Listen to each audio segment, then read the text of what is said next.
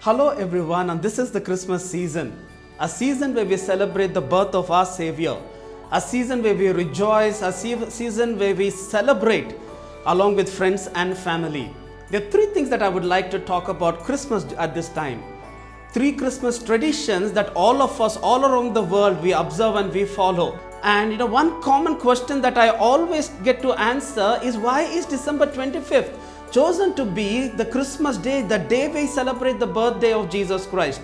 The short answer to that is, we don't really know when Jesus was born. We have absolutely no idea when Jesus was born. If you read Luke chapter 2, you will find that it was most probably during a warmer month, because the shepherds were watching the flock by night. And some would even come to me and say that it was a pagan festival which was later taken over by Christians to celebrate the birth of our Savior. And when I do my own research, I do find it to be true. But then we all need a day to worship the birth of Jesus Christ. It kind of unites, brings all of us together, and we celebrate that Jesus has been born into our world to save us from our sins. The second thing that I would like to talk about is the Christmas tree. Do you really find the tree in the Bible? No, we don't really find the tree in the Bible. It's a tradition that came much later. It is said that Saint Boniface, he cut down an oak tree.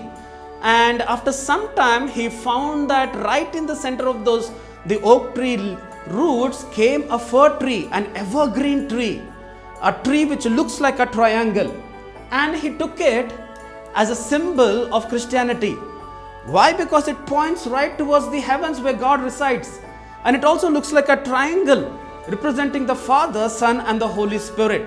And it is evergreen, telling that no matter what you do to the church or to the children of God, they will still survive. They will still go on. Nothing stops the cause of Jesus Christ. The third thing that I would like to talk about is the candy cane. I used to really like them, when I was decorating the Christmas tree as a child. This looks a little different, but originally it is white and red in color. A white candy cane with 3 red stripes. They say the white color talks about the purity of Jesus Christ, and the red stripes talk about what he took on the cross for me.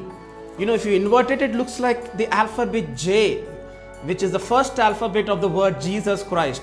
It also looks like the shepherd's staff.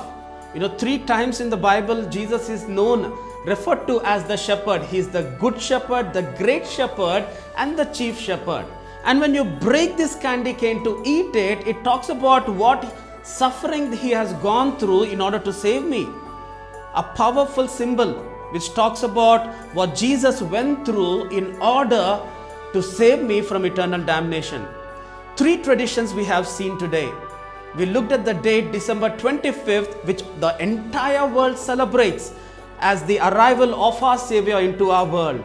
We have also seen the Christmas tree.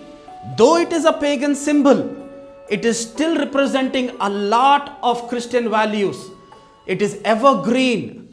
It points towards the heavens and also represents the Father, Son and the Holy Spirit. And we have seen the candy cane.